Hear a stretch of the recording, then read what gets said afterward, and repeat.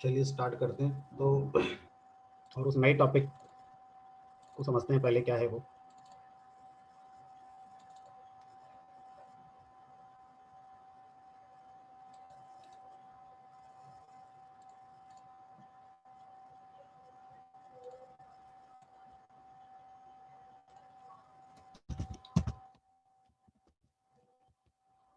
Python में जब भी हम कोई कोड लिखते हैं तो हमारे कोड में एरर्स आ सकती हैं। अब ये जो एरर्स हैं ये पाइथन में दो तरह की एरर्स होती हैं। एक छोटा सा कोड मैं लिखूंगा, उस कोड से आपको पाइथन में जो एरर्स होती हैं उनका नेचर समझ में आएगा। तो अगर मैं लिखता हूँ यहाँ पर, मान लीजिए प्रिंट है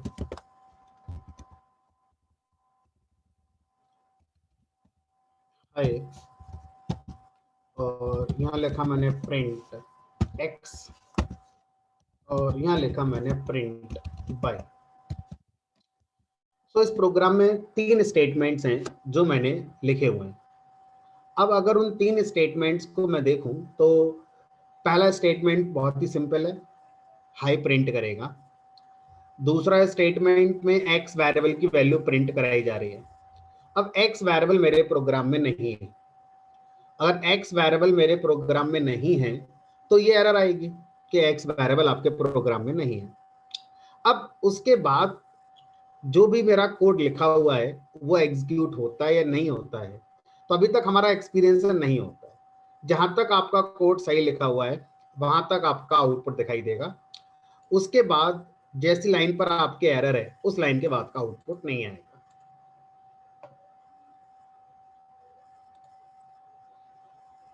हाई प्रिंट हुआ, उसके बाद आपका एरर आ गई कि ये वेरिएबल अवेलेबल नहीं है। ठीक है, अब इसी प्रोग्राम को मैं एक बार फिर चलाऊंगा और इस बार आपका नजरिया चेंज हो जाएगा। ठीक है, मैंने क्या करा, मैंने यहाँ पर हाई लिखा, मैंने यहाँ पर एक्स लिखा और जो बाय में स्ट्रिंग क्लोज करनी थी वो मैंने क्लोज नहीं करी। तो मेरे प्रोग्राम में अब दो तरह की एरर है। पहला है एक्स वेरिएबल नहीं है और आप उसे प्रिंट कराने जा रहे हैं, और दूसरी एरर है कि भाई जो स्ट्रिंग आपने ओपन करी है ये आपने क्लोज तो करी नहीं है। तो अभी तक हम लोग ऐसा मानते आए हैं या ऐसा हमारा एक्सपीरियंस रहा है कि आपका कोड जहां तक सही लिखा हुआ है वहां तक एग्जीक्यूट होता है और जिस लाइन पर एरर आती है वहां से फिर टर्मिनेट हो जाता है। लेकिन इस बार कुछ अलग बिहेवियर आपको दिखाई देगा और आउटपुट में सिंटैक्स एरर मेरे आ रही है सीधे सीधे। कोई भी एग्जीक्यूशन मेरे कोड का नहीं हो रहा है। इसका मतलब यहां पर हाई भी प्रिंट नहीं हुआ। अगर मैं अपने प्रोग्राम में 1000 स्टेटमेंट्स लिख दूं, 999 स्टेटमेंट्स मेरे सही लिखे हुए, शुरू के 999 स्टेटमेंट एकदम सही लिखे, 1000वीं लाइन पर मैंने ये गलती करी है, तो इसका मतलब ये हो गया कि आपका कोड का एग्जीक्यूशन ही स्टार्ट नहीं होगा। शुरू की लाइन नंबर 1 2 3 कुछ नहीं चलेगा। लेकिन दूसरी तरफ हमने देखा कि जब इस तरह की एरर आ रही थी तो जहां तक कोड सही लिखा था वहां तक हमारा सही चल रहा था। तो पाइथन में अब हम यहाँ पर एरर के नेचर को समझ पा रहे हैं। दो तरह की जो एरर्स हैं पाइथन के अंदर हमारी आती हैं।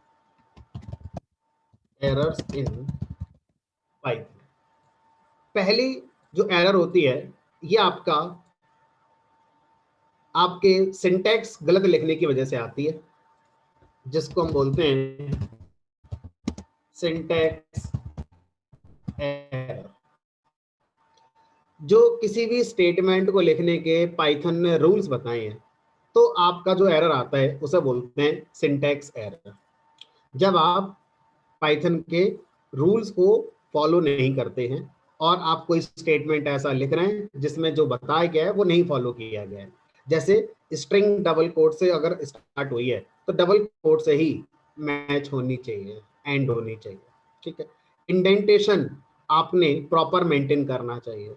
ठीक है, तो जो रूल्स बताए गए हैं वो आपको फॉलो करना है, नहीं कर रहे हैं तो क्या आएगी आपकी सिंटैक्स एरर। तो यहाँ पर हम लिख सकते हैं सिंटैक्स एरर क्यों आती है।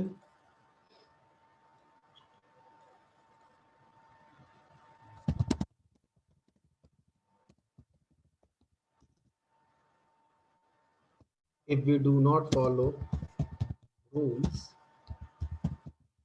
while writing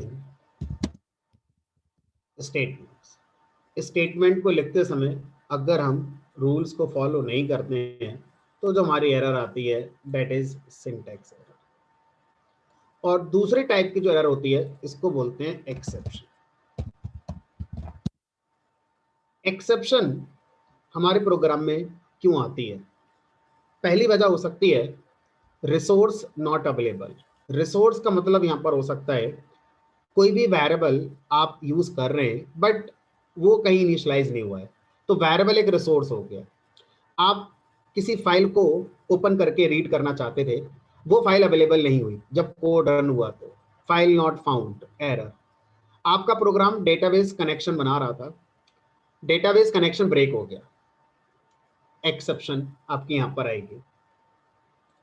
इसी तरह से आपका जो कोड चल रहा है उसमें कोई मेमोरी रिलेटेड एरर आ गई, आपके प्रोग्राम का एग्जीक्यूशन हो रहा है बट उसको मेमोरी अवेलेबल नहीं हो रही है, तो जो एरर आएगी वो हमारी क्या कहलाएगी?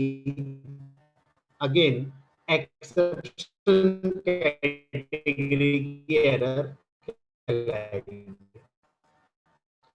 ठीक,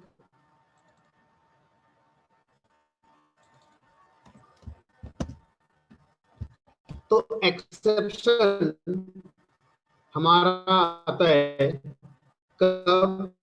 जब आपने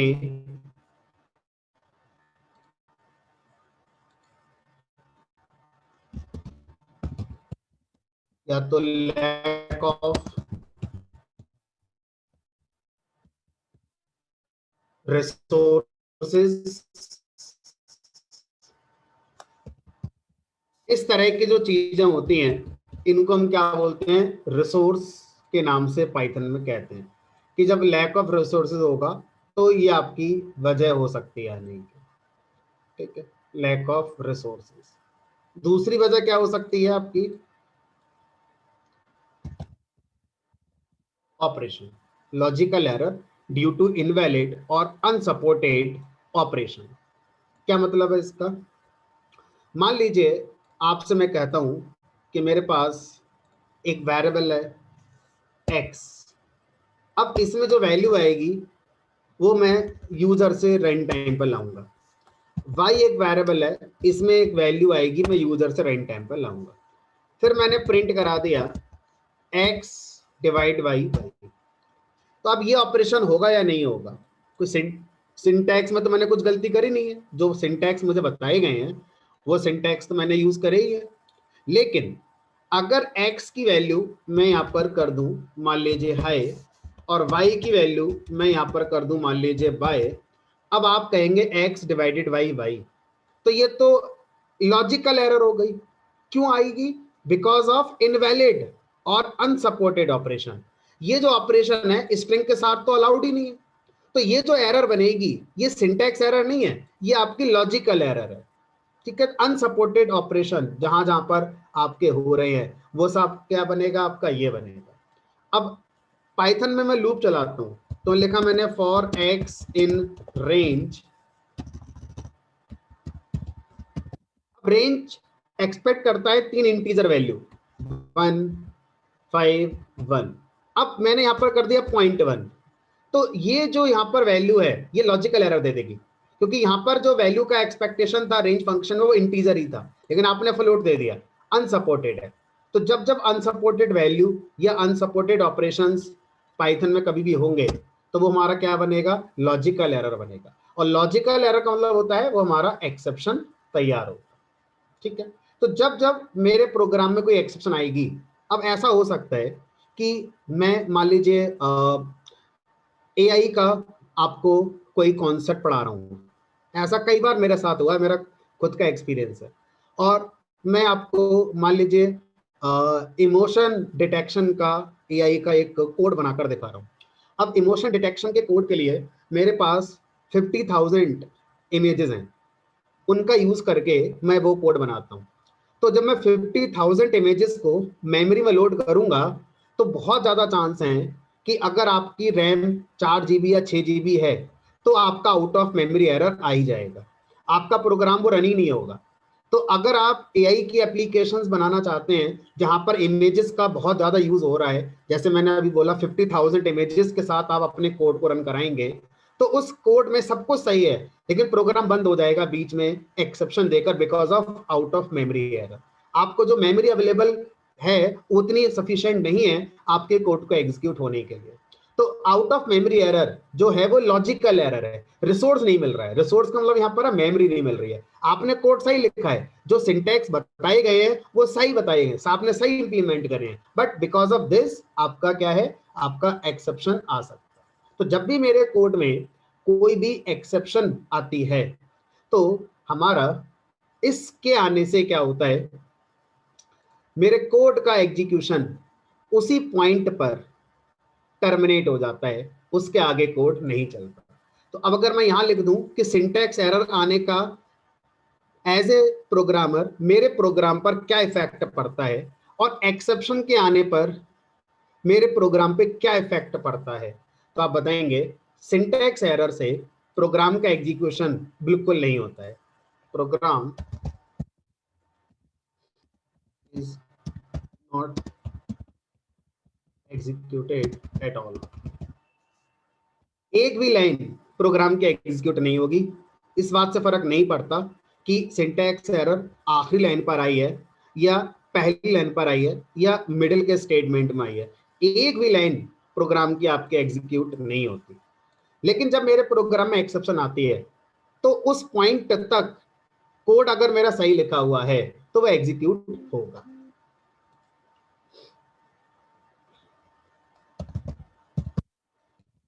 programme is executed until exception arises। ठीक है, जब तक एक्सेप्शन नहीं आती तब तक आपका प्रोग्राम एग्जीक्यूट होता है, उसके बाद प्रोग्राम का एग्जीक्यूशन बंद कर दिया जाता है। तो ऐसी एरर को क्या बोला जाएगा, यहाँ पर एक्सेप्शन कहा जाएगा। ठीक है, अब कुछ सिंटैक्स एरर की वजह, मान लीजिए मैंने कोड बनाया फॉर लूप लगाया फॉर एक्स इन रेंज 5, मैंने इंडेंटेशन नहीं लगाया, मैंने ऐसे ही लिख दिया बिना इंडेंटेशन के। जब मुझे पता है कि फॉर लूप सिंटैक्स है कि फॉर लूप जब आप लिखेंगे तो फॉर लूप का ब्लॉक इंडेंटेड ब्लॉक बनेगा, आपने नहीं मानी बात तो आपने रूल को वॉयलेट किया है, सिंटैक्स एरर। ठीक है, अब भले ही इसके पहले आप कुछ लिख दें, इसके पहले आपने हाई लिख दिया, अभी मत कहना हाई तो चलेगा ही, सिंटैक्स एरर है, program is not executed at all. चाहे इसके पहले 1000 स्टेटमेंट लिख दो बिल्कुल नहीं चलेगा।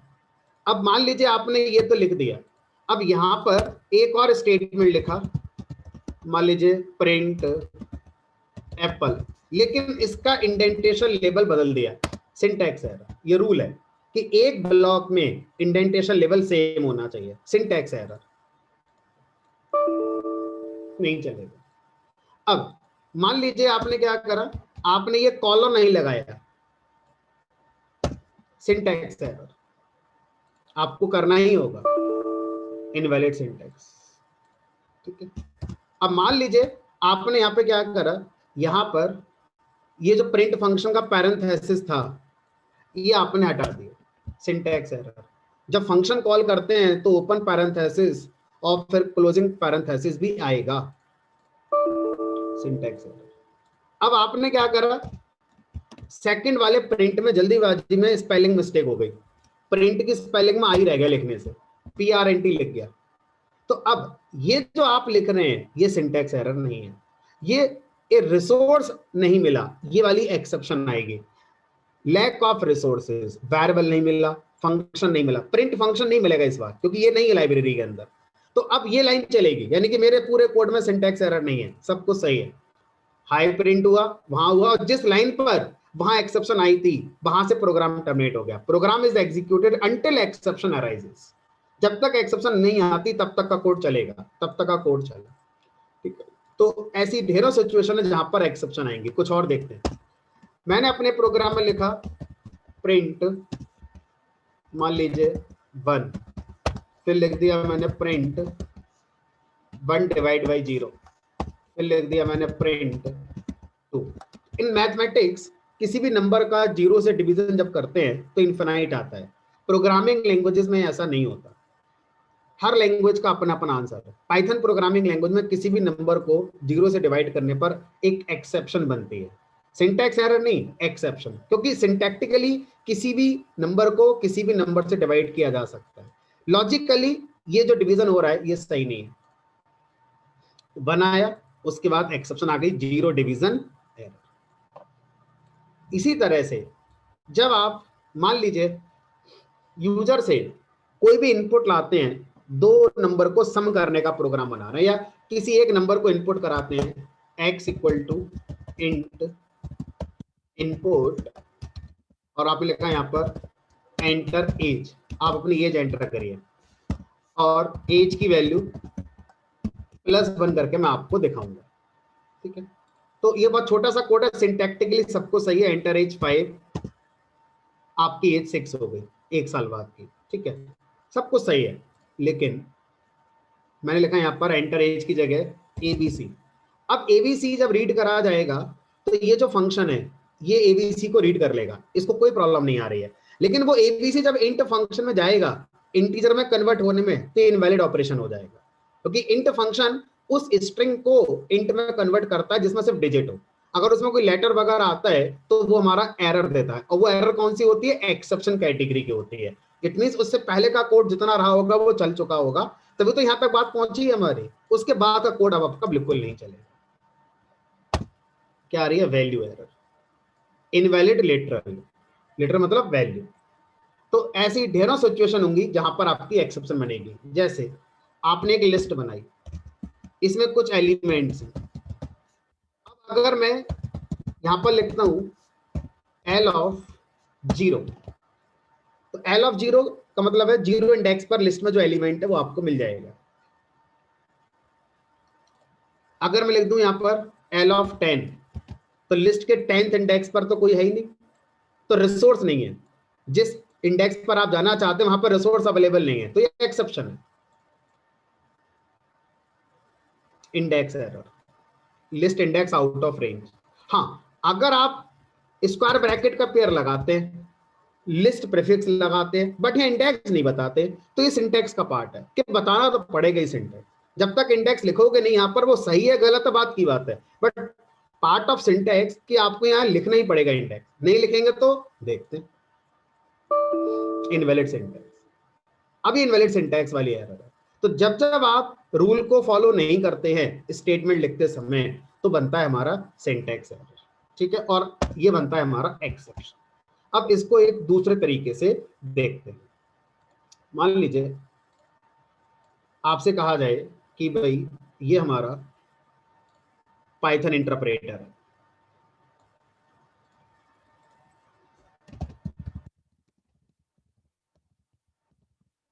और ये मान लीजिए मेरा पाइथन का फाइल है।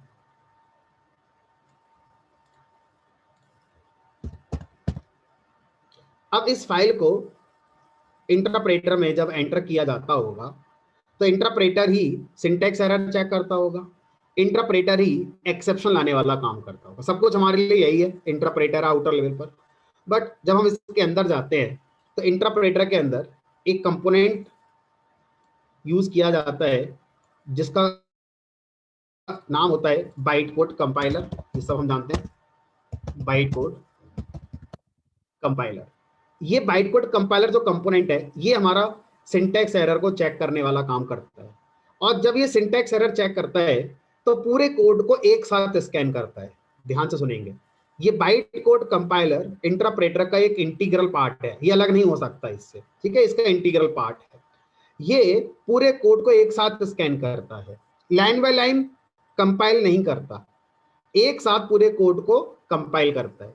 और अगर कहीं भी कोई रूल आपको जो आपने कोड लिखा है उसमें फॉलो ऐसा नजर आ रहा है, इसको नहीं हो रहा है रूल फॉलो, तो यहां से ही क्या आ जाती है, आपकी सिंटैक्स एरर आ जाती है। और इंटरप्रेटर टर्मिनेट हो जाता है, सिंटैक्स एरर और उसके बाद इंटरप्रेटर आपका टर्मिनेट हो जाएगा, ठीक है। लेकिन अगर आपके कंपाइलर को लगता है कि आपने जो स्टेटमेंट लिखे हैं सिंटैक्टिकली वो सब सही हैं, तो वो क्या करता है, आपके वाले कोड का एक इंटरमीडिएट कोड बना देता है, और उस इंटरमीडिएट कोड को हम बाइट कोड के नाम से जानते हैं। तो ये पाइथन का इंटरनली बाइट कोड बना दिया जाता है। ये बाइट कोड ना तो एज प्रोग्रामर एज ह्यूमन हम इसको पढ़ सकते हैं और ना ही इसको हमारा सीपीयू रीड कर सकता है, ठीक।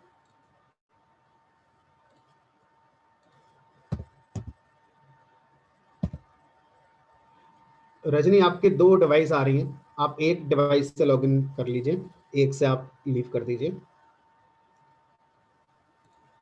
Okay sir.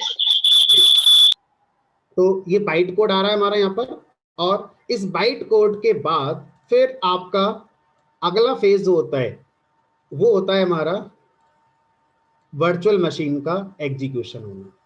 इंटरप्रेटर के अंदर दूसरा कंपोनेंट मिलता है जिसका नाम होता है हमारा पाइथन वर्चुअल मशीन, जिसको शॉर्ट में जावा के तर्ज पर पीवीएम भी कह देते हैं। ये जो पीवीएम है ये इस बाइट कोड को line by line machine code में कन्वर्ट करता है। तो बाइट कोड में जो पहला इंस्ट्रक्शन होगा वो रीड करेगा पीवीएम और उसका बना देगा मशीन कोड, ठीक है। और वो मशीन कोड बनाकर किसी फाइल में सेव नहीं करेगा, वो मशीन कोड सीधा जाएगा हमारे सीपीयू के पास, ये पहुंचा सीपीयू के पास, ठीक। अब मान लीजिए कि जिस समय पीवीएम मेरे बाइट कोड का जो पहला इंस्ट्रक्शन है उसको मशीन कोड में कन्वर्ट कर रहा था, उस समय कोई लॉजिकल एरर आ जाती है, तो पीवीएम फिर क्या जनरेट करता है, यहां से एक्सेप्शन जनरेट करता है। तो जो एक्सेप्शन आती है वो यहां वाले फेज पर आती है जहां पर एक्चुअल में कोड का एग्जीक्यूशन हो रहा होता है हमारा। तो बहुत से ऑथर ने लिखा हुआ है कि exception is a run time error. तो हम लोग पाइथन प्रोग्रामर को थोड़ा सा अजीब स्टेटमेंट इसलिए लगता है क्योंकि हम सब कुछ रन टाइम पर ही कर रहे हैं, ऐसा नहीं होता है। तो वहां पर रन टाइम शब्द का मतलब है ये वाला फेज, ये हमारा पार्सिंग फेज कहलाता है। तो इंटरप्रेटर के अंदर 2 फेज होते हैं, पहला होता है पार्सिंग या कंपाइलेशन फेज, उस समय जो एरर आती है उसे बोलते हैं सिंटैक्स एरर। उसके बाद जब वो सही होता है तो हमारा कोड एक नए कोड में कन्वर्ट कर दिया जाता है जिसको बोलते हैं बाइट कोड। उस बाइट कोड को लाइन बाय लाइन फिर पीवीएम मशीन कोड में कन्वर्ट करके सीपीयू से रन कराता है। पहली लाइन मशीन कोड में कन्वर्ट हुई, रन हो गई। बाइट कोड की दूसरी लाइन रीड करी, मशीन कोड बनाया, सीपीयू को दे दी। बाइट कोड की तीसरी लाइन रीड करी, मशीन कोड कन्वर्ट करते समय एरर आ गई, एक्सेप्शन, और उसके बाद अब पीवीएम ने आगे के स्टेटमेंट मशीन कोड में कन्वर्ट ही नहीं करे।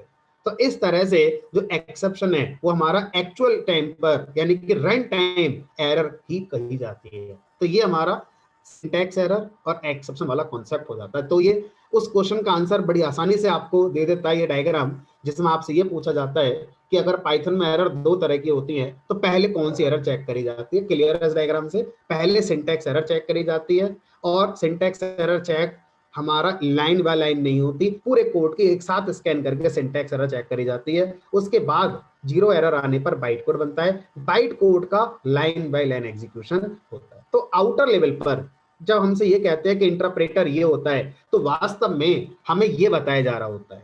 जब हम ऊपर से कहते हैं ना इंटरप्रेटर में line by line code execute होता है, तो हम ये वाला फेस बता रहे होते हैं, जाने अनजाने में पीवीएम वाला फेस बता रहे होते हैं कि ये जो कंपोनेंट है ये बाइट कोड को लाइन बाय लाइन एग्जीक्यूट करता है। मेरा लिखा कोड जिसको हम सोर्स कोड भी कहते हैं वो कभी लाइन बाय लाइन एग्जीक्यूट नहीं होता, byte code line by line execute होता। मेरे कोड का बाइट कोड बनाने के लिए ये कंपाइलर होता है, ठीक है। अब ये सब जानने के बाद एज ए प्रोग्रामर आप क्या करेंगे, ये सारी बातें मुझे आज तक नहीं पता थी, तब भी मैं कोड बना पा रहा था, सब कुछ सही चल रहा था, कोई दिक्कत नहीं है। इवन ऐसे बहुत से पाइथन प्रोग्रामर जिनको आज भी ये नहीं पता है और वो अच्छा सैलरी ले भी रहे हैं और अच्छा काम कर भी रहे हैं इंडस्ट्री में।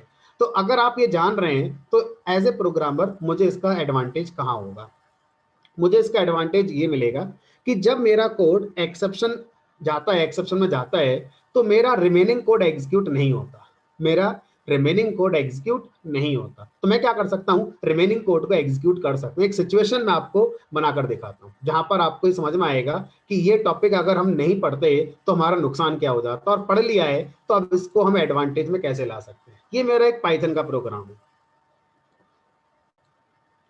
इस प्रोग्राम में मैंने दो काम करे हैं। पहला काम यह है कि मैं यहां से ये 4 लाइनें, एक फाइल है कोई, उस फाइल का डेटा रीड करती है। उसके बाद मैंने 4 लाइन का कोड और लिखा हुआ है। ये 4 लाइनें यूजर से इनपुट लेती हैं और यूजर से इनपुट लेने के बाद जो भी सम करना है, इवन ऑड बताना है, वो काम कर देती हैं। अब सिचुएशन क्या है कि मान लीजिए ये कोड सिंटैक्टिकली सही लिखा हुआ, इस लाइन पर एक्सेप्शन आ गई। ये लाइन क्या कर रही थी, फाइल को ओपन कर रही थी। अब फाइल रन टाइम पर नहीं मिली, सिस्टम में फाइल डिलीट हो गई, है ना। अब इस लाइन पर एक्सेप्शन आने की वजह से आगे का कोई भी स्टेटमेंट नहीं चलेगा, ना ये चलेगा, ना ये चलेगा, ना ये चलेगा, ना ये, कोई सा नहीं चलेगा। अब आप सोचोगे इसको क्यों नहीं चलाया गया, इसकी गलती बस इतनी है कि ये बाद में लिखा हुआ है इस कोड के, ठीक है। तो अब यहां पर हम एक्सेप्शन को हैंडल कर सकते हैं, और एक्सेप्शन को हैंडल करने का एडवांटेज ये होगा कि पर्टिकुलर वो कोड खराब होगा जिसने गलती करी है। बाकी जो और कोड हैं उनको हम बचा सकते हैं, उनका एग्जीक्यूशन हम अभी भी कर सकते हैं, और ये ऐसा ही होना चाहिए। किसी एक की गलती बाकी का कोड क्यों भुगतेगा।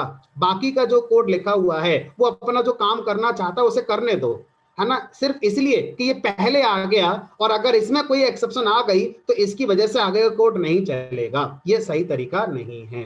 तो अगर आप एक्सेप्शन को जानते हैं तो आप उसको हैंडल करना सीखिए। एक्सेप्शन हैंडलिंग, एक्सेप्शन हैंडल करने का फायदा होता है कि जो पर्टिकुलर कोड ही हमारा खराब था उसी को आप रोक सकते हैं, बाकी का कोड आप चाहें तो एग्जीक्यूशन में ला सकते हैं, और ये प्रॉपर एग्जीक्यूशन में स्मूथली कोड का एग्जीक्यूशन होगा। तो ऐसा करने के लिए आपको एक्सेप्शन हैंडलिंग सीखनी पड़ेगी, ठीक है। अब कैसे होती है एक्सेप्शन हैंडलिंग, पहले उसको हमें समझना होगा। तो पहले ये पता होना चाहिए एक्सेप्शन क्या है। रन टाइम एरर जिसके आने से मेरे प्रोग्राम का एग्जीक्यूशन एबनॉर्मली टर्मिनेट हो जाता है, ऐसी रन टाइम एरर को एक्सेप्शन कहा जाता है। तो मैंने वर्ड यूज करा एबनॉर्मल टर्मिनेशन। मेरे प्रोग्राम के 2 तरह के टर्मिनेशन होते हैं। ये मेरा प्रोग्राम है, इस प्रोग्राम के अगर सारे स्टेटमेंट्स चलने के बाद प्रोग्राम टर्मिनेट होता है, दैट इज नॉर्मल टर्मिनेशन।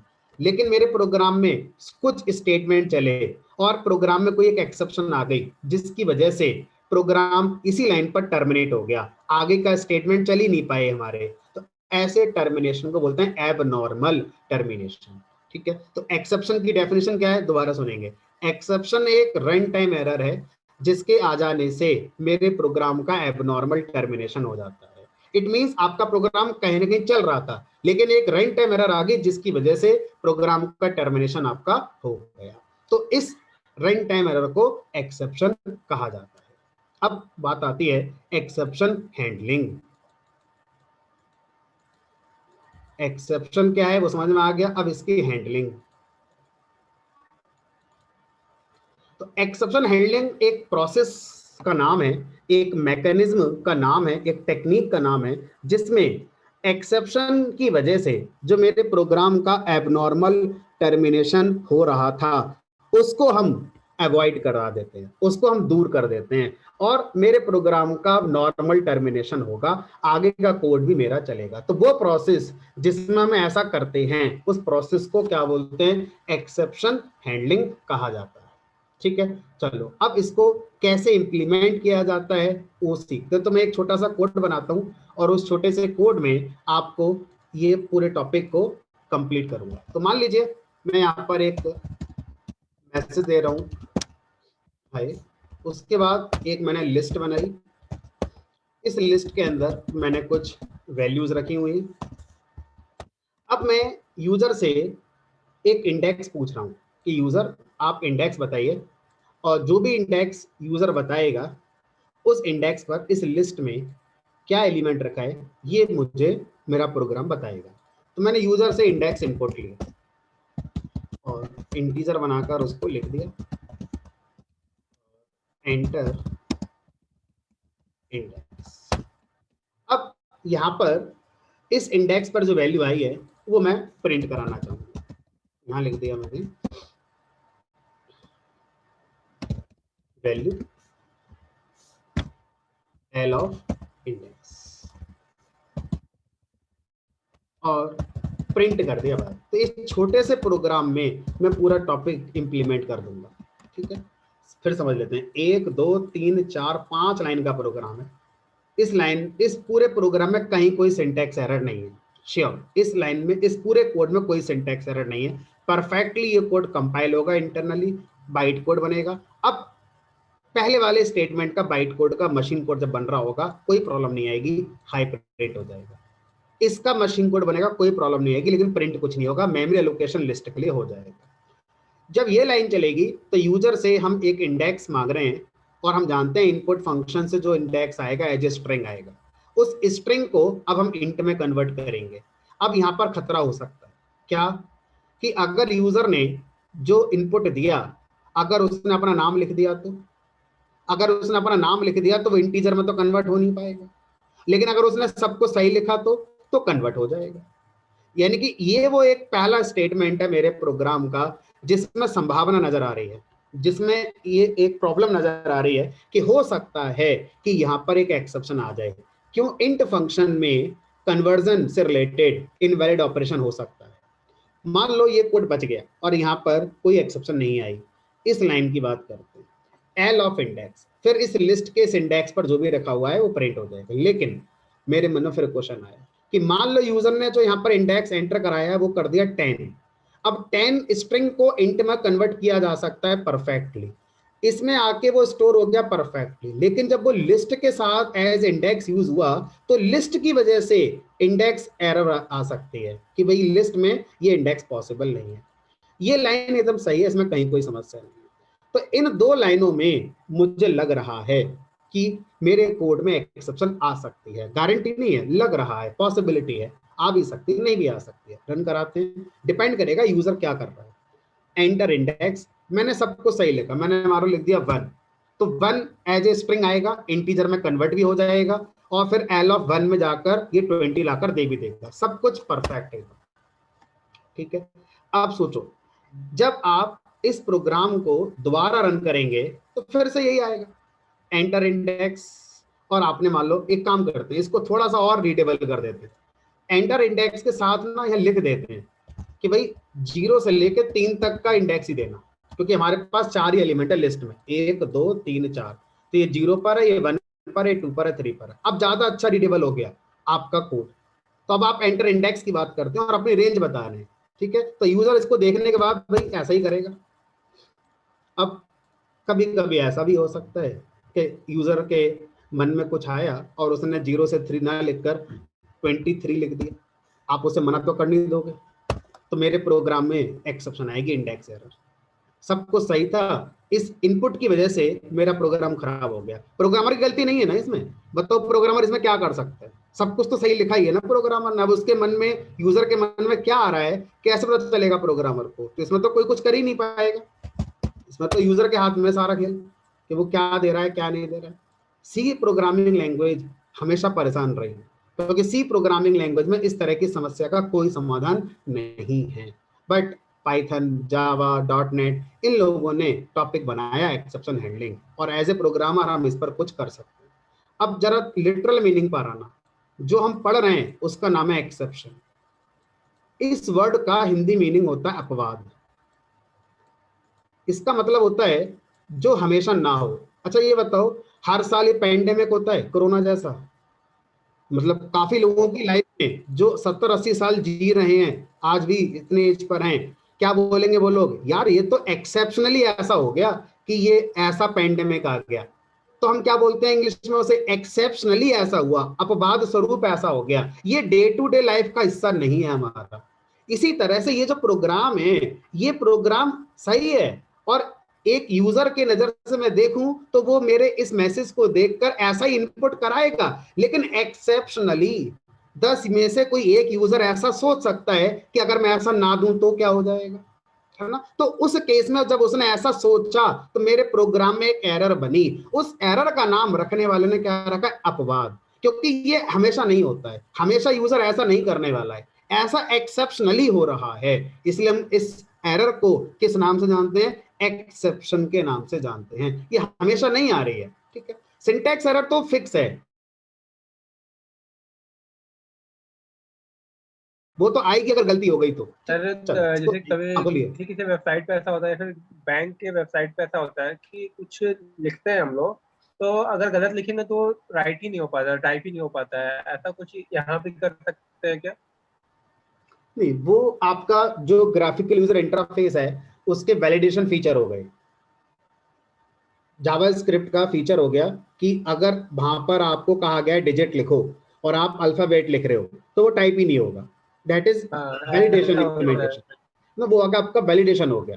लेकिन यहाँ पर जो हम पढ़ रहे हैं वो वैलिडेशन वाली बात नहीं हो रही है। तो या तो बिल्कुल आप जो सोच रहे हैं ऐसा किया जा सकता है, पाइथन में कोई ऐसा फंक्शन बनाया जाए जो सिर्फ इंटीजर रीड करे, और अगर यूजर इंटीजर ना लिखे कुछ और लिखे तो वो रीड ही ना करे। ऐसा अगर किया जाएगा तो इस एक्सेप्शन से बचा जा सकता है, ठीक है। लेकिन सोचो अगर यूजर ने इंट ही दिया और जो मेरा कोड है उसमें इंडेक्स सिर्फ 0 1 2 3 4 चलेगा, अब सोचो इस वाले केस को आप कैसे रोक पाओगे।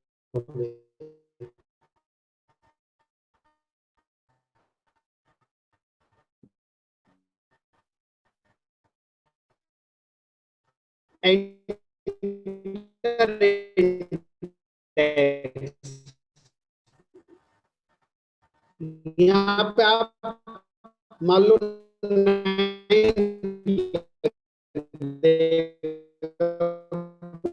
यूजर, तो टाइप होने से कैसे रोकोगे, है तो डिजिट।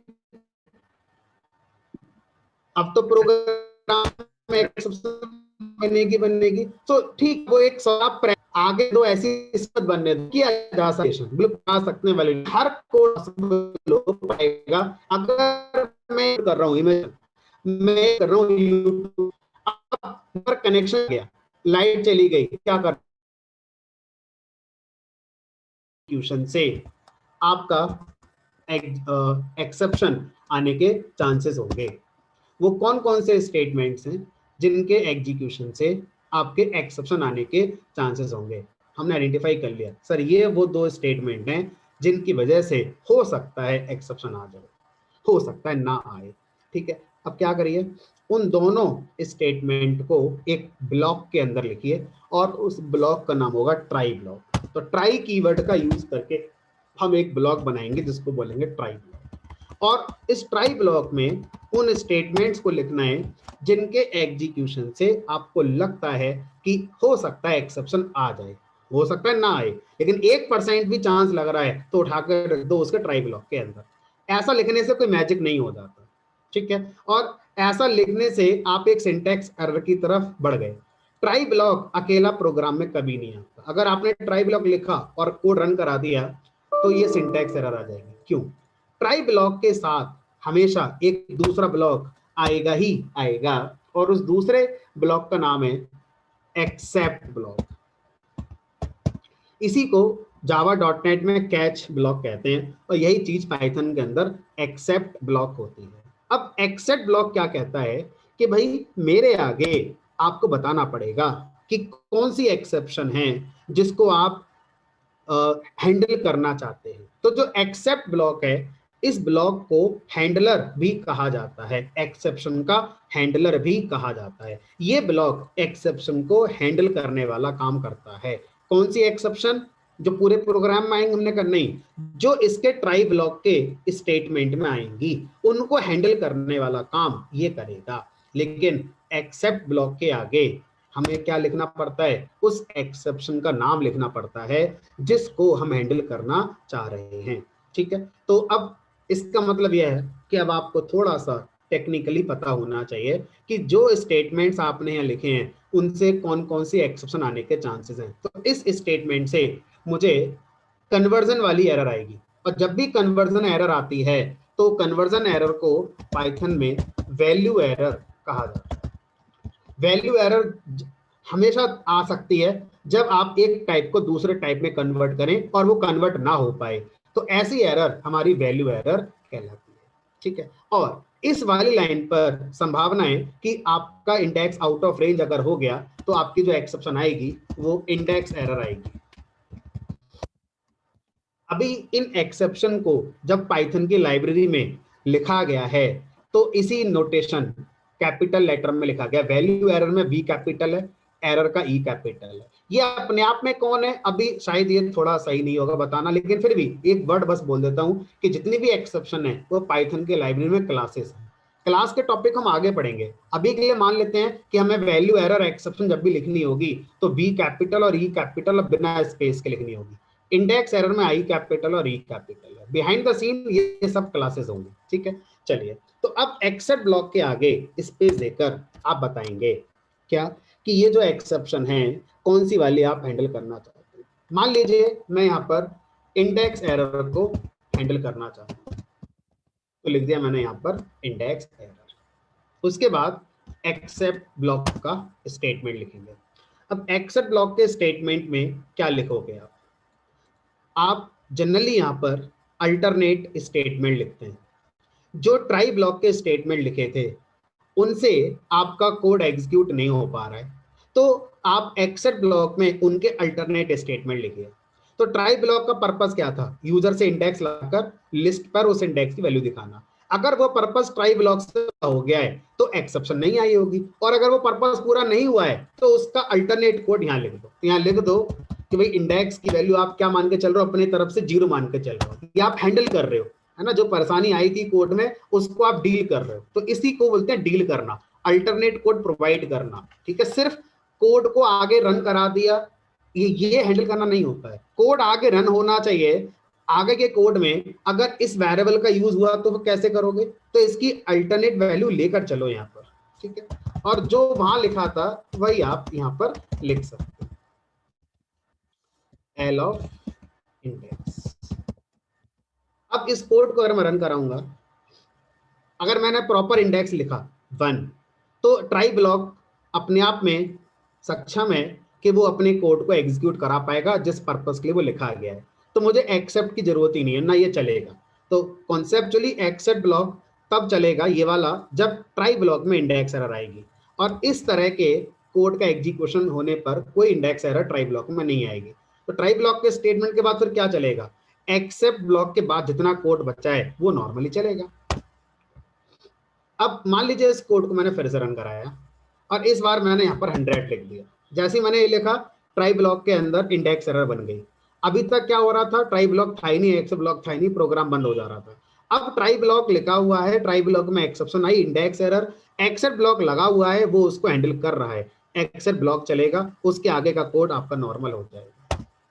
वैल्यू क्या प्रिंट हुई आपकी 10 क्यों प्रिंट हुई, क्योंकि 0 इंडेक्स आपका अल्टरनेट चल गया और आपका बाय प्रिंट हुआ। लेकिन जब आप इस इनपुट पर तो कुछ भी दे सकते हैं ना सर। हाँ, ये आपको डिसाइड करना है एज ए प्रोग्रामर। तो जब आप ये इनपुट यूजर से लेने के बाद आउटपुट ये दिखाएंगे तो यूजर भी सरप्राइज हो जाएगा कि ये कहां से आ गया, मैंने तो दिया ही नहीं था कुछ सही सा। तो आपको क्या करना चाहिए, इस अल्टरनेट स्टेटमेंट चलाने से पहले आप यूजर को बता दें कि यूजर आपसे गलती हुई है, अब हम खुद ही इसको हैंडल करने की कोशिश कर रहे हैं। मैं लिख दो invalid index using 0 as default. तो अब यूजर को पता रहेगा कि उसने गलत दिया था, उसको कहा था हमने कि भाई जब आप इंडेक्स हो गए तो इसी रेंज का देना है जो रेंज आपको बताई गई है, उस रेंज के अलावा अगर आपने कुछ दिया तो हमने ये मैसेज करके दिखा दिया, ये दोगे तो सही है, नहीं दिया आपने ये, अब हम बता रहे हैं कि आपने गलत इंडेक्स दिया था, अब हम 0 मानकर आगे का कोड चला रहे हैं। तो प्रोग्राम नॉर्मल टर्मिनेट हो रहा है। नॉर्मल टर्मिनेट का मतलब है आखिरी स्टेटमेंट तक कोड एग्जीक्यूट हो रहा है, जो बीच में भी नहीं हो रहा था। लेकिन इस प्रोग्राम में जो चैलेंज आएगा वो ये कि अगर यूजर ने एबीसी लिख दिया तो जो एक्सेप्शन बनेगी वो हमारा वैल्यू एरर बनेगी, कन्वर्जन एबीसी का इंटीजर में हो ही नहीं पाएगा, इसी लाइन पर एक्सेप्शन आ जाएगी। अब इस लाइन पर जब एक्सेप्शन आएगी वो आएगी वैल्यू एरर। मेरा जो एक्सेप्ट ब्लॉक है वो इंडेक्स एरर को डील कर रहा है, वैल्यू एरर को डील नहीं कर रहा है, तो क्या एक्सेप्शन हैंडल होगी? नहीं होगी। सिर्फ ट्राई एक्सेप्ट लगा देने से सब कुछ सही नहीं हो जाता। जैसी एक्सेप्शन आई है वैसा एक्सेप्ट ब्लॉक होना चाहिए, नहीं है तो एबनॉर्मल टर्मिनेशन अभी भी प्रोग्राम में है। आपके प्रोग्राम का नेस्टेड यूज कर सकते हैं, जैसे इफ एल्स यूज करते थे, ट्राई एक्सेप्ट यूज कर सकते हैं क्या नेस्टेड? दोबारा बोलिए, क्या कर रहे हैं? नेस्टेड की तरह यूज कर सकते हैं क्या, जैसे इफ एल्स को नेस्टेड में यूज हाँ, करते थे, ट्राई और बिल्कुल एक्सेप्ट? बिल्कुल बिल्कुल आप ऐसा कर सकते हैं, try block except block nested हो सकते हैं, बिल्कुल कर सकते हैं, अभी उसकी जरूरत नहीं है। इंडेक्स में सर यूज कर सकते हैं क्या सर उसको? अभी इसको वैल्यू एरर में उसको यूज कर सकते हैं क्या? अब मान लीजिए मेरी रिक्वायरमेंट का, जैसे उन्होंने कहा कि भाई ये कोड बहुत अच्छा नहीं है, मतलब कुछ ना से तो कुछ है, ठीक है, लेकिन वो अभी भी नहीं है जो हम चाहते हैं, क्योंकि ये कोड सिर्फ इंडेक्स एरर को डील करेगा, वैल्यू एरर को तो डील करेगा नहीं। तो एक्सेप्ट ब्लॉक ने हमें अलाउ करा कि आप टप्पल बनाकर मल्टीपल एक्सेप्शन भी हैंडल कर सकते हैं। अब ये टप्पल है तो आप जितनी चाहे उतनी लिखते चले जाओ, जितनी चाहे उतनी लिखते चले जाओ, ठीक है। आपने सही दिया तो जो आपने लिखा उसके अकॉर्डिंग आउटपुट आएगा, और आपने अगर सही नहीं लिखा है तो हमारा एक्सेप्ट ब्लॉक वैल्यू एरर को हैंडल कर रहा है इस बार।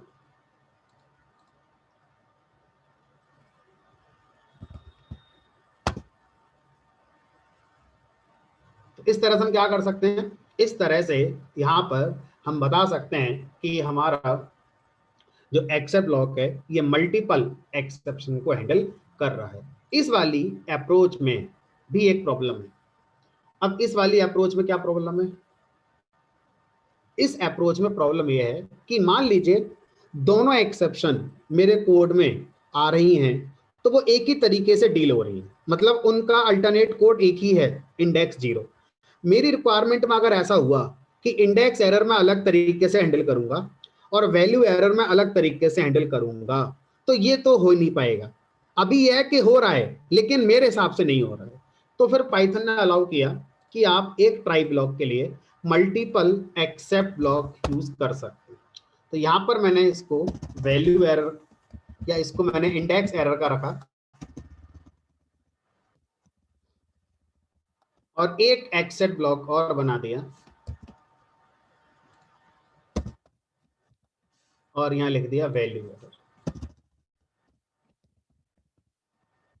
और यहां लिख दिया इनवैलिड, इंडेक्स की जगह लिख दिया इनवैलिड नंबर, नंबर ही सही नहीं है आपका, और मैंने यहां पर अल्टरनेट वैल्यू -1 यूज करा दी। अब इसका फायदा यह है कि इंडेक्स एरर अगर यहां से आएगी तो ये वाला एक्सेप्ट डील करेगा, और अगर वैल्यू एरर आएगी तो ये डील करेगा, ठीक है। सब कुछ सही है तो कोई सा नहीं चलेगा, ट्राई ब्लॉक खुद में हमारा इस लाइक है कि वो सब कुछ डील कर सकता है। अगर मैं यहां पर ये लिखता हूं तो वैल्यू एरर वाला चलेगा, -1 के अकॉर्डिंग आपका आउटपुट आ रहा है, और अगर आपका इंडेक्स एरर आती है कोई तो आपका इसके हिसाब से आउटपुट आ रहा है। तो इस तरह से आप एक ट्राई ब्लॉक के मल्टीपल एक्सेप्ट ब्लॉक लगा सकते हैं। अब यहाँ पर एक और रिक्वायरमेंट है जिसको हमें समझना होगा।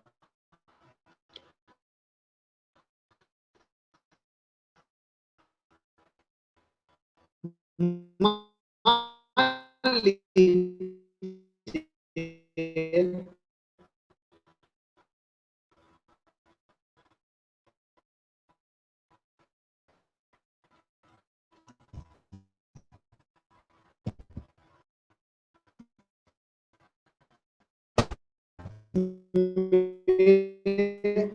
कि भाई यहाँ पर जो कोड चल रहा है ये कोड हमारा कौन सी एरर ला सकता है, और मान लो ये 2 की जगह 20 लाइंस का कोड होता, हो सकता है मुझसे मिस हो गया, नहीं समझ पाया कि यहाँ पर क्या आ रही है, तो मैं तो एक्सेप्ट ब्लॉक बना ही नहीं पाऊंगा ऐसे।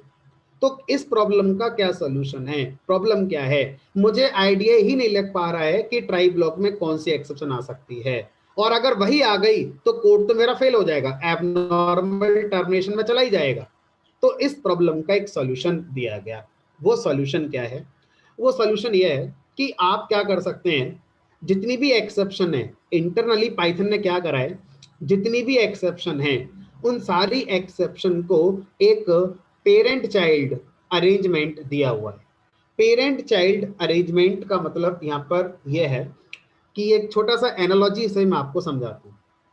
मान लीजिए ये आप कोई भी एक फैमिली है, कोई भी एक फैमिली है जहां पर कुछ लोग रहते हैं। मान लीजिए 3 लोग यहां पर रहते हैं। अब कोई एक पर्सन है, इस पर्सन के यहाँ पर कोई छोटा मोटा इवेंट है, कोई फंक्शन हो रहा है, कोई एक्टिविटी हो रही है। अब इसे क्या करना है, इस घर में रहने वाले तीनों लोगों को इनवाइट करना है। तो 2 तरीके से इनवाइट कर सकते हैं। पहला, 3 कार्ड बनाए अलग अलग, पहले वाले के नाम से, दूसरे वाले के नाम से और तीसरे वाले के नाम से, और तीनों को इनवाइट कर दे। ऐसा करेगा तो 3 कार्ड का खर्चा भी आएगा और थोड़ी कोड कॉम्प्लेक्स होगा इसके लिए, क्योंकि अगर यहाँ पर 3 की जगह 5 फैमिली मेंबर हो गए तो ये अप्रोच थोड़ी और कॉम्प्लेक्स हो जाएगी। अगर आप ये इंसान होते तो आप ऐसा कभी नहीं करते। आप क्या करते, इस फैमिली में जो हेड है उसको पता करते भाई हेड कौन है, कौन मुखिया है इस घर का, और आप एक ही कार्ड लिखेंगे, इन्विटेशन कार्ड, और उस एक इन्विटेशन कार्ड पे लिख देंगे हेड ऑफ द फैमिली का नाम, और ब्रैकेट में लिख देना विद फैमिली, और उस हेड को जाके ये कार्ड दे आओ, सारे के सारे इनवाइट हो गए। कितने कार्ड लगे? एक ही लगे। अब इस फैमिली में अगर और लोग भी जोड़ दिए जाएं तो आपका कार्ड की कॉस्ट नहीं बढ़ेगी, आपकी कॉम्प्लेक्सिटी नहीं बढ़ेगी, आपको इतना ही एफर्ट लगाना है बस। तो अगर हम हेड ऑफ द फैमिली को फोकस कर रहे हैं इस एनालॉजी में, तो मैं इस फैमिली में जितने और मेंबर्स बचे हैं उन सबको भी मैं यहाँ पर फोकस कर पा रहा हूं। भले ही मैं उनको नहीं जानता हूं, फिर भी मैं उनको फोकस कर पा रहा हूं। सेम एनालॉजी पाइथन की एक्सेप्शन में अप्लाई कर दी गई। ये आपकी वैल्यू एरर है, ये आपका इंडेक्स एरर है, ये आपकी और भी तरह की एरर है। इन सारी एरर का एक मुखिया बना दिया गया, और उस मुखिया का नाम है एक्सेप्शन। उसके आजू बाजू कुछ नहीं है, उसका नाम है एक्सेप्शन। ये हेड एक्सेप्शन का नाम है। पाइथन की जितनी एक्सेप्शन होती हैं उनमें 99% एक्सेप्शन की हेड ये होती है। 1-2 हैं जो इस बात को नहीं मानते, 1-2 एक्सेप्शन ऐसी हैं जो इसको अपना हेड नहीं मानते हैं। इनको छोड़ दो अगर, तो रिमेनिंग हमारा 99% जो एक्सेप्शन है उन सब का हेड कौन है? हमारा ये है। तो आप क्या करिए, आप एक्सेप्ट ब्लॉक में इस मुखिया को फोकस करिए, इस एक्सेप्शन को हैंडल करिए। अगर आप इसको हैंडल करेंगे तो ये जिन जिन का हेड है, जिन जिसका ये पेरेंट है, वो सारा ऑटोमेटिक हैंडल हो जाएंगे। ये 2-3 बचेंगे, है ना? वो कौन से 2-3 है उनकी बात भी करेंगे अभी। तो अभी हम क्या करते हैं, यहां पर ये सब हटाकर यहां पर जो हेड एक्सेप्शन है या पेरेंट एक्सेप्शन है उसका नाम लिख देते हैं, और उसका नाम भी एक्सेप्शन। ठीक है। अब ये हैंडल होने का मतलब है कि इस फैमिली में जितनी और एक्सेप्शन आती हैं, जितने और मेंबर एक्सेप्शन हैं, वो सब हैंडल हो गए, भले ही मैं उनको जानता हूं या नहीं जानता हूं। अगर उनमें से कोई भी आएगी तो अब मैं बेफिक्र हो गया, ये हमारा हैंडल कर लेगा। ठीक है। अब इसको रन करा कर देते हैं। एंटर इंडेक्स, मान लो मैंने लिख दिया ये हैंडल हो रही है। उसके बाद फिर मैंने रन कराया, ये लिख दिया ये भी हैंडल हो रही है। कोई अगर और भी आएगी तो वो भी हैंडल हो जाएगी। अब जो 2-3 हैं ये कौन कौन है जो इसको अपना हेड नहीं मानती? 2-3 एक्सेप्शन जिसको ये अपना हेड नहीं मानते, उनमें से एक है कीबोर्ड इंटरप्ट। मान लीजिए ये प्रोग्राम चल रहा है, अगर मैं Ctrl+C प्रेस कर दूं, Ctrl+C से क्या होता है, कोई भी रनिंग प्रोग्राम इमीडिएटली टर्मिनेट हो जाता है। तो अब ये बताओ, अगर मैं Ctrl+C प्रेस कर दूंगा तो इस इनपुट फंक्शन का काम है यूजर से इनपुट लाना, ये इनपुट ला ही नहीं पाएगा फिर। ये अपना काम पूरा कहाँ कर पाया, क्योंकि यूजर ने क्या करा, कंट्रोल सी प्रेस कर दिया। और इस इनपुट फंक्शन में इस बार कौन सी एक्सेप्शन आ जाएगी, कीबोर्ड एक्सेप्शन। देखते हैं कंट्रोल सी प्रेस करके क्या होता है। ये आ गई कीबोर्ड इंटरप्ट एक्सेप्शन। अब ये जो कीबोर्ड इंटरप्ट एक्सेप्शन यहां पर बनी है, ये वाला एक्सेप्शन उसको डील नहीं कर सकता। इसी तरह से एक है स्टॉप इटरेशन एक्सेप्शन, ये एक और है। तो टोटल 3 एक्सेप्शन पाइथन में ऐसी हैं जो इसको अपना हेड नहीं मानती। अगर वो 3 आ गई यहां पर तो फिर ये कोड हैंडल नहीं हो पाएगा। एक का नाम बताया मैंने आपको, कीवर्ड इंटरप्ट एक्सेप्शन, एक है स्टॉप इटरेशन, और एक और कोई होती है जो इनमें सॉरी मुझसे, ठीक है। तो इसका कोई सॉल्यूशन, हम चाहते हैं 100% एक्सेप्शन डील होनी चाहिए। तो यहां पर पाइथन ने कहा फिर एक काम करो, कुछ लिखो ही मत। जब आप एक्सेप्ट ब्लॉक में कुछ बताते ही नहीं हैं तो ऐसे एक्सेप्ट ब्लॉक को बोलते हैं डिफॉल्ट एक्सेप्ट। और डिफॉल्ट एक्सेप्ट 100% एक्सेप्शन जितनी भी ट्राई ब्लॉक में आ सकती हैं उनको हैंडल कर सकता है। अगर आप सबसे पहले ये पढ़ लेंगे तो आपको बहुत सारी बातें जानने को रह जाएंगी। आप कभी नहीं जान पाएंगे कि वैल्यू एरर अलग होती है, इंडेक्स एरर अलग होती है, और इनकी एक हेड भी होती है। अगर सबसे पहले मैं आपको ये पढ़ा देता तो अब तक तो ये चैप्टर खत्म भी हो जाता है ना। लेकिन बहुत सारी बातें हैं जो आपको जानने से रह जाती, इसलिए यहां तक जब आप आओ तो इससे पहले जो होता है वो सब पढ़कर आओ, वही बेस्ट वे है। फिलहाल ये हमारा किसी भी तरह की एक्सेप्शन को डील कर लेगा, कोई सी भी हो। अगर मैं कंट्रोल सी प्रेस कर दूं यहां पर तब भी डील हो जाएगी। Invalid index using 0 as default value. अब मान लीजिए हम एक्सेप्ट मल्टीपल लगा दें और कुछ ऐसा कर जाएं कि 2 एक्सेप्ट तैयार हैं हैंडल करने के लिए, तो उस केस में कौन सा एक्सेप्ट फिर हैंडल करेगा। अगर मैं एक ऐसी एक्सेप्शन प्रोग्राम में ट्राई ब्लॉक के अंदर आ जाती है जिसके लिए मैंने जो एक्सेप्ट लगाए थे उनमें से 2 एक्सेप्ट ब्लॉक तैयार हो गए कि हम हैंडल कर सकते हैं। जैसे मान लीजिए यहां पर मैंने लिखा एक्सेप्ट ब्लॉक, एक एग्जांपल लेके चलता हूं, इंडेक्स एरर, और एक एक्सेप्ट ब्लॉक और लगाया ये वाला। बस चेंज ये करा कि यहां से मैंने डिफॉल्ट इंडेक्स -1 यूज कराया है और यहां से मैंने 0 यूज कराया है। जानबूझकर मैं ट्राई ब्लॉक में इंडेक्स एरर लेकर आऊंगा। ट्राई ब्लॉक में इंडेक्स एरर आएगी, दोनों एक्सेप्ट हमारा चलने को तैयार हैं। इससे पहले ये था कि ये इंडेक्स एरर था, ये वैल्यू एरर था।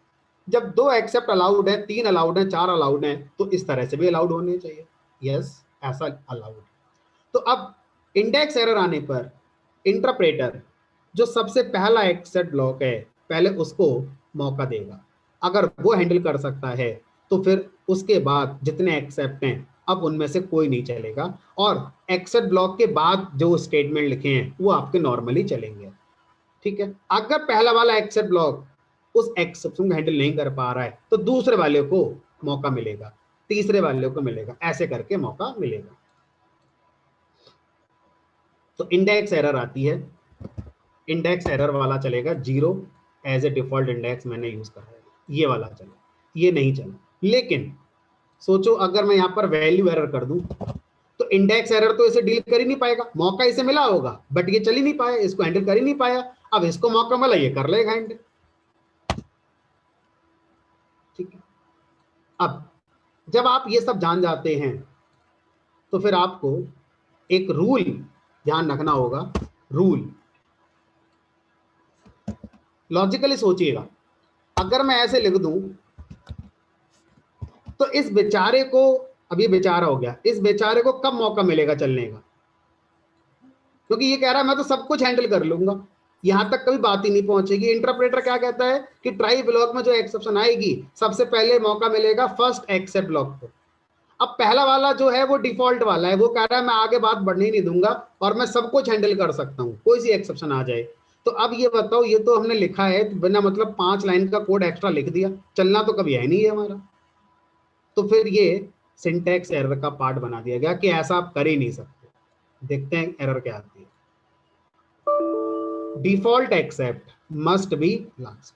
तो जब आप यहाँ पर एक्सेप्ट ब्लॉक लगाते हैं तो आपको ध्यान रखना है कि डिफॉल्ट एक्सेप्ट हमारा लास्ट में होना चाहिए, ठीक है। इसके अलावा कोई रूल नहीं है, इसके अलावा मल्टीपल एक्सेप्ट किसी भी तरह से अलाउड है, और सबसे पहले जो एक्सेप्ट है पहले उसको मौका मिलेगा, फिर दूसरे वाले को मिलेगा, फिर तीसरे वाले को मिलेगा, एंड सोन सोन सोन, इस तरह से ये हमारा चलेगा, ठीक है। तो इसको हमें ध्यान रखना है कि पहले हमें क्या लगाना है और बाद में हमें क्या लगाना है।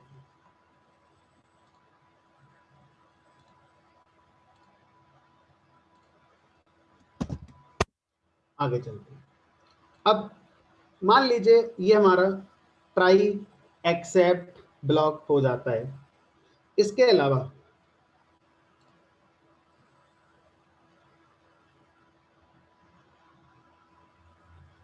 पता नहीं चारू, अब आपका मतलब टॉपिक चल रहा है एक्सेप्शन हैंडलिंग, आप क्वेश्चन कर रहे हैं किसी और का, क्लास के बाद पूछ लेना एक बार, ठीक है, क्लास पर पूछ लेना।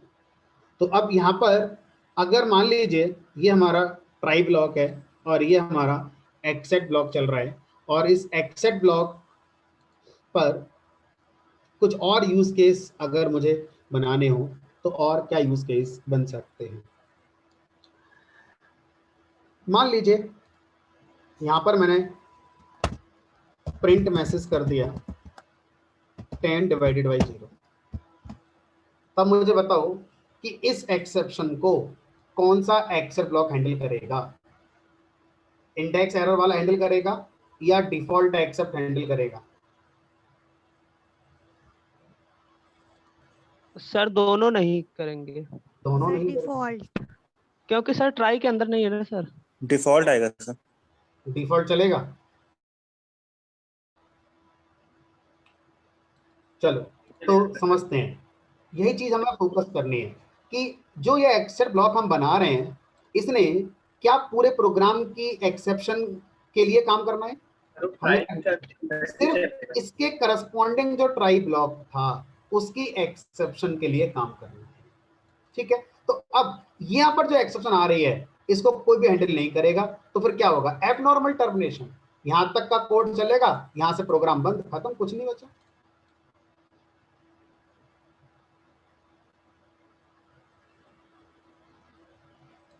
ठीक है, अब इस पॉइंट पर मेरा आपसे एक क्वेश्चन है, देखते हैं आप लॉजिकली उसका आंसर क्या देते हैं। सब लोग अटेम्प्ट करें। मान लीजिए मैं अपने प्रोग्राम में 100 लाइंस का कोड लिखने जा रहा हूं। मेरे मन में क्या आया कि लाइन नंबर 1 पे ट्राई ब्लॉक लगा देते हैं और सारे के सारे स्टेटमेंट 100 के 100 स्टेटमेंट यहां डाल देते हैं और लास्ट में एक्सेप्ट लगाएंगे। तो ये अप्रोच जो मेरे मन में आ रही है ये सही है या नहीं है? क्योंकि भाई इस लाइन को मैं क्यों छोड़ूं, इसको भी लेकर चलूंगा ना, इसको भी क्यों छोड़ूं? तो मैं इतना सोचूं ही क्यों? मैं तो लाइन नंबर 1 पे ट्राई ब्लॉक लगाऊंगा और सारा का सारा कोड उठा के ट्राई ब्लॉक में डाल दूंगा। तो ऐसा अगर मैं सोच रहा हूं तो मैं सही डायरेक्शन में जा रहा हूं या नहीं जा रहा हूं? क्या प्रॉब्लम है इसमें? सर नहीं, क्योंकि अगर अगर एक भी चीज अगर गलत आ गई तो वो पूरा का पूरा ट्राई ब्लॉक को कैंसिल करके एक्सेप्ट पे पहुंच जाएगा, और अगर कोई ऐसा स्टेटमेंट रहा भी जो कि हमें नीड हो तो वो भी नहीं चलेगा फिर। ठीक है, तो इन्होंने जो बताया उसको थोड़ा सिंपल टर्म में समझते हैं। इन्होंने काफी सिंपली बताया वैसे, कि जब हम ट्राई ब्लॉक यूज करते हैं तो ट्राई ब्लॉक कैसे चलता है? ये ट्राई ब्लॉक का स्टेटमेंट नंबर 1, ये ट्राई ब्लॉक का स्टेटमेंट नंबर 2, ये ट्राई ब्लॉक का स्टेटमेंट नंबर 3, उसके बाद ये एक्सेप्ट ब्लॉक। मान लीजिए ट्राई ब्लॉक में इस लाइन पर एक्सेप्शन आ गई, इस लाइन पर एक्सेप्शन आने के बाद यहां से कंट्रोल चला गया एक्सेप्ट ब्लॉक के पास, एक्सेप्ट ब्लॉक के स्टेटमेंट चले, उसके बाद एक्सेप्ट ब्लॉक के बाद जो कोड है वो नॉर्मल एग्जीक्यूशन में आएगा। इसका क्या हुआ? इसका क्या होगा? हमने कहा ये बेचारा हो गया, ये कभी नहीं चलेगा। यानी कि ट्राई ब्लॉक में अगर आपने भीड़ लगा दी स्टेटमेंट्स की तो ये गलत अप्रोच है। क्यों गलत है? वो यही कि जिस लाइन पर ट्राई ब्लॉक में एक्सेप्शन आएगी इमीडिएटली उस लाइन से कंट्रोल एक्सेप्ट ब्लॉक में पहुंचा दिया जाता है और उसके बाद वापस कभी नहीं आएगा ट्राई ब्लॉक में। तो जिस लाइन पर एक्सेप्शन आई थी उसके बाद जितने स्टेटमेंट हैं ये कभी नहीं चलेंगे। है ना, और आगे का कोड फिर हमारा यहाँ पर चलेगा। तो पहले मैं आपको ये करके दिखाता हूँ, एक छोटा कोड लिखकर ये करके दिखाता हूँ, फिर सीखेंगे तो सर हम ऐसे डिसाइड कैसे करें कि क्या करना चाहिए क्या नहीं करना चाहिए। फिर तो आपके हिसाब से तो प्रोग्राम में 100 लाइन लगी हैं तो 100 ट्राई ब्लॉक लगा दो, हर लाइन का एक ही ट्राई ब्लॉक लगाओ। फिर तो यही लग रहा है मुझे। हमने कहा चलो डिस्कस करेंगे इस पर अभी, क्योंकि अच्छा पॉइंट हो गया ये। तो अभी पहले देखते हैं कि ऐसा होता है या नहीं होता। मैंने सिंपल यहाँ पे लिख दिया एप्पल, ट्राई ब्लॉक बनाया, यहाँ प्रिंट लिख दिया मैंगो, यहाँ पर प्रिंट कर दिया 1 डिवाइड बाई 0, यहाँ पर प्रिंट कर दिया बनाना, ये लगा दिया एक्सेप्ट ब्लॉक, यहाँ पे लिख दिया ऑरेंज और यहाँ लिख दिया मान लीजिए बाय। तो इस प्रोग्राम को जो आउटपुट आएगा वो आएगा एप्पल, उसके बाद मैंगो, एक्सेप्शन आ गई, हैंडल हो रही है क्योंकि हमने डिफॉल्ट एक्सेप्ट लगाया हुआ, उसके बाद ऑरेंज चला, फिर बाय आया, ये कभी नहीं आएगा। ये स्टेटमेंट या हर वो स्टेटमेंट जो इस लाइन के बाद लिखा है ट्राई ब्लॉक में कभी नहीं चलेगा। नॉर्मल एग्जीक्यूशन एक्सेप्ट के बाद का स्टेटमेंट का होता है।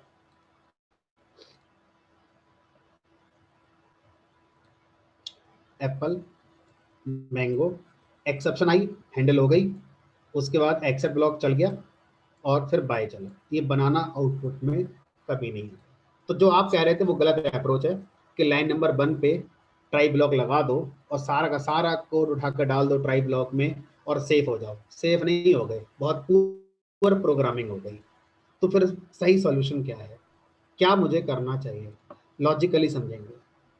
मान लीजिए आप जो ट्राई ब्लॉक बना रहे हैं ये आपका कोड है, तो आप सबसे पहले आइडेंटिफाई करेंगे आपके जो स्टेटमेंट्स हैं आपस में रिलेटेड कौन है। मान लीजिए 1 2 3 4, ये 4 लाइन का कोड वो था जो फाइल हैंडलिंग वाला काम करता है, और ये 4 लाइन का कोड वो है जो डेटाबेस कनेक्टिविटी वाला काम करता है। अब आप अपने प्रोग्राम में अगर ट्राई ब्लॉक यहाँ लगाते हैं और एक्सेप्ट यहाँ लगाते हैं तो ये गलत अप्रोच क्यों है वो समझिए। मान लीजिए फाइल ना मिलने की वजह से, फाइल नॉट फाउंड की वजह से इस लाइन पर एक्सेप्शन आ जाती है। अब ये सारा कोड उसी ट्राई में लिखा हुआ है, इसके आगे का कोई भी स्टेटमेंट ये नहीं चला, एक्सेप्ट चला, फिर आगे का प्रोग्राम चला। अब इस बेचारे को तो चलना चाहिए था, इसकी तो कोई गलती नहीं है। फाइल हैंडलिंग के कोड में गलती है और भुगतना डेटाबेस वाले को ही पड़ रहा है। तो आपका अप्रोच क्या होगा? आपका अप्रोच होगा कि सिर्फ वो स्टेटमेंट्स जो फाइल से रिलेटेड हैं उनको एक ट्राई में लिखो और उसका एक्सेप्ट ब्लॉक 1 बना दो, ऐसे करके। अब हम चाहते हैं अगर ये ना चले सही से तो ये तीनों नहीं चलने चाहिए, क्योंकि ये तीनों इस पर डिपेंड करते हैं। अगर ये ना चले तो ये दोनों नहीं चलने चाहिए, क्योंकि ये दोनों इस पर डिपेंड करते हैं। लेकिन ये चारों इनमें से किसी पर डिपेंड नहीं करते, इनको मैंने अलग कर दिया और इनको अलग ट्राई में डाल दिया और ये अलग एक्सेप्ट में डाल दिया। तो ये एक हमारी अप्रोच रहती है जब हम कोई कोड बनाते हैं इंडस्ट्री के अंदर। सिमिलर टाइप के स्टेटमेंट्स को एक ट्राई ब्लॉक में रखते हैं और डिफरेंट टाइप के जो स्टेटमेंट्स हैं उनमें भी अगर चांस लग रहा है एक्सेप्शन आने के तो उनको अलग ट्राई ब्लॉक में डालेंगे। ठीक है, तो इस तरह से हम अपने प्रोग्राम में ट्राई को डिसाइड करते हैं कि कितने ट्राई लगाने चाहिए। एक टाइप के लॉजिक के लिए एक ट्राई लगाना चाहिए। अब उस एक टाइप के लॉजिक को लिखने के लिए हो सकता है 2 लाइनों का कोड रिक्वायर्ड है, हो सकता है 20 लाइन्स का कोड रिक्वायर्ड है, हो सकता है 200 लाइन्स का कोड रिक्वायर्ड है। जितना भी रिक्वायर्ड है वो सारा एक ही ट्राई में डाल दो। हम चाहेंगे कि अगर ये लाइन नहीं चली है तो ये तीनों भी ना चले, क्योंकि ये तीनों डिपेंडेंट है ना। तो इस तरह से हम लोग डिसाइड करते हैं कि कितने ट्राई ब्लॉक लगाने चाहिए। ना तो पूरे प्रोग्राम का एक ट्राई होना चाहिए और ना ही इंडिविजुअल स्टेटमेंट का ट्राई होना चाहिए। चलिए, कल आपका ऑफ रहेगा, थर्सडे ऑफ रहता है हमारा। फ्राइडे को आपकी क्लास होगी सेम टाइम पर और फ्राइडे को ये टॉपिक हमारा कंप्लीट हो जाएगा। इसके अंदर अभी फाइनली ब्लॉक बचा हुआ है आपका, इसमें अभी रेस वगैरह बचा हुआ और भी कुछ पॉइंट्स हैं जो डिस्कस करने हैं। तो नेक्स्ट क्लास फ्राइडे को जो होगी उसमें डिस्कस करेंगे। सर हाँ, कोई कुछ पूछना चाह रहा था, पूछिए। सर ये जो फंक्शन में मतलब लैम्डा मैप और फिल्टर ये फंक्शन में आते हैं? ये अभी पढ़ा नहीं है, पढ़ेंगे, ऊप्स के पहले पढ़ेंगे। सर हाँ सर बोलिए। आई नहीं मंडे की एंड। मेरे पास ही नहीं है, जो रिकॉर्डिंग करते हैं उन्होंने मुझे शेयर नहीं करी अभी, वो मुझे कर देंगे, मैं ग्रुप में डाल दूंगा। सर कह दीजिए आप मंडे ट्यूजडे की दोनों को दे दीजिए, क्योंकि कल का भी कुछ समझ में नहीं आया था, जाता था परसों भी छुट्टी हुई थी तो।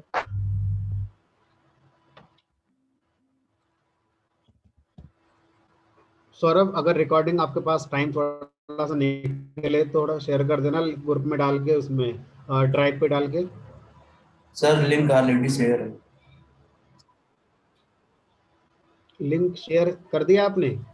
आप हाँ मुझे सर, कर कर दीजिए, मैं फिर ग्रुप में शेयर कर दूँ, मुझे कर, ठीक है।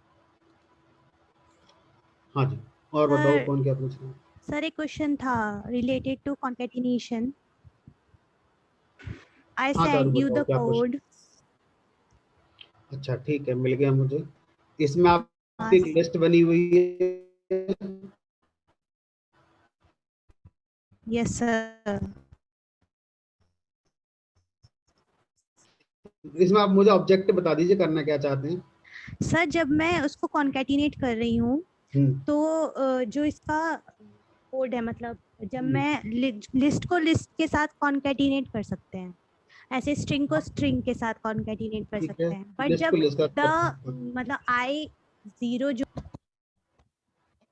मान लीजिए एक लिस्ट है मेरे पास, ठीक है, इसमें मान लो 10 20 लिखा है या नहीं भी लिखा है, और एक स्ट्रिंग है मेरे पास, मान लो हाई। तो आपका कहना यह है कि जब मैं L+S करता हूँ तो ये चल जाता है? ये नहीं चलेगा, अभी नहीं चलेगा, पर जब मैं कोड में रन कर रही हूँ तब ये चल रहा है, क्यों? ऐसा थोड़ा हो सकता है, या तो अभी भी नहीं चलेगा या तब भी नहीं चलेगा। एक बार कोड में चेक कर लेता हूँ आपका, हो सकता है कुछ कोड में मिस्टेक हो रही है, एक बार चेक कर लेता हूँ। Okay sir.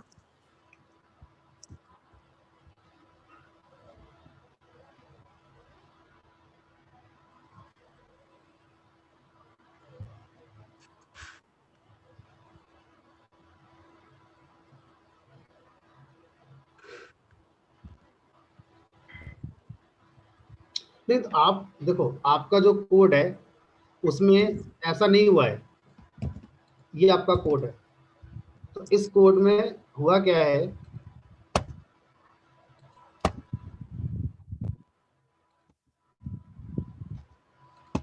इस लाइन को देखो, इस लाइन पर आपकी वो आ रही है, L1 एक लिस्ट है, यस कोई सर। दिक्कत नहीं है, L1 एक लिस्ट है। उसके बाद I0 का मतलब हो गया कि आपकी जो ये वाली वैल्यू ये हो गई, ठीक है। Yes sir. आप उसको भी लिस्ट में रख दे रहे हैं ना, यानी कि तो लिस्ट सर में लिस्ट का कॉन्केटिनेशन हो रहा है, ये हटाएंगे तो एरर आ जाएगी आपकी। अब वो हो गया जो आप चाहते थे, अब लिस्ट में स्ट्रिंग का कॉन्केटिनेशन हो रहा है। सर जो स्टेटमेंट कमेंट नहीं है L1 plus is equal to I0, ये हैं? वाला रन कर रहा है। जब मैं I0 की value type of I0 print करा रही हूँ तो वो स्ट्रिंग है, बट ये प्लस इज इक्वल टू जो होता है वो तो मतलब कॉन्केटिनेट ही करेगा ना हमारी वैल्यू। आप ये कह रहे हैं ये वाला स्टेटमेंट चल रहा है? Yes sir.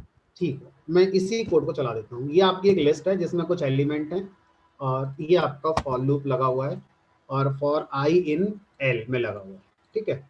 अब आपने यहाँ पर लिखा टाइप ऑफ I, तो टाइप ऑफ I आपका स्ट्रिंग आएगा, क्योंकि आप लिस्ट Yes, को इटरेट कर रहे हैं, तो ये स्ट्रिंग आएगा।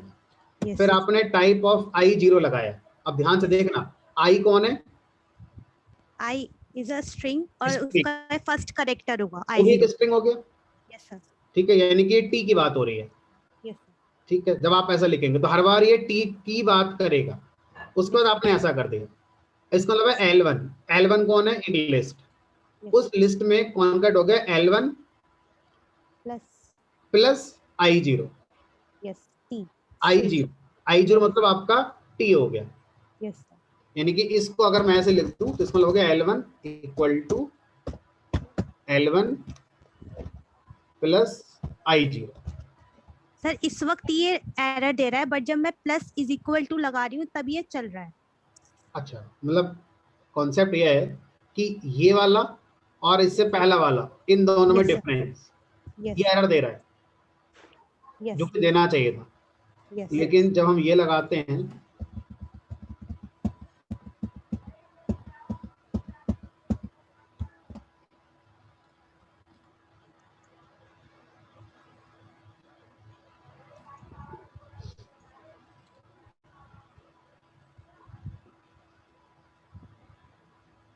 सर ये मैं अगर मैं इस मतलब L1 को बाहर प्रिंट कराती हूँ तब भी प्रिंट कर रहा है अब स्ट्रिंग मतलब माई लिस्ट को, एक बार देख आउटपुट सही है। क्या ये कर रहा है, देख ले।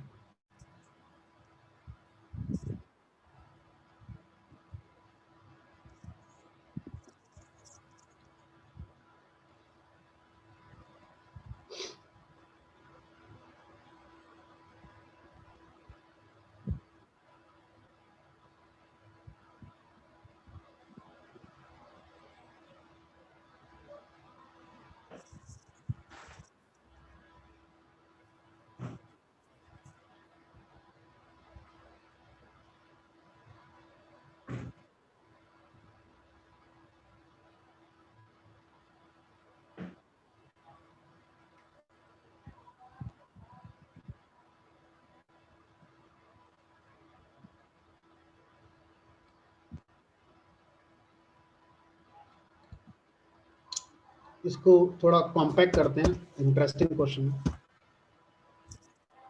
एक एम्प्टी लिस्ट मान लो मैं अपने पास रख लेता हूँ और यहाँ पर मैं करता हूँ L equal to L plus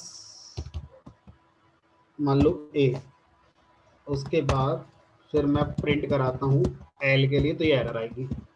yes sir. और अगर मैं यहाँ पर ये कमेंट करके प्लस इक्वल टू लगा रहा हूँ L plus equal to A, तो ये इसको अपेंड कर देता है।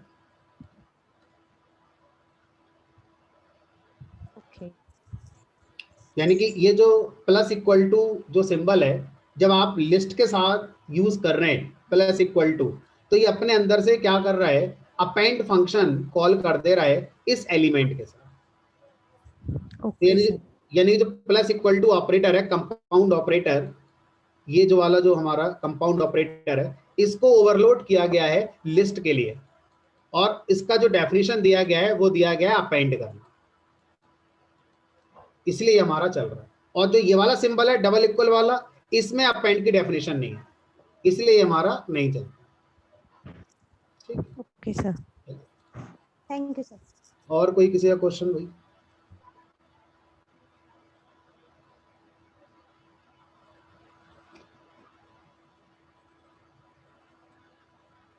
चलिए एंड करते हैं सेशन के लिए। Next class day after tomorrow होगी।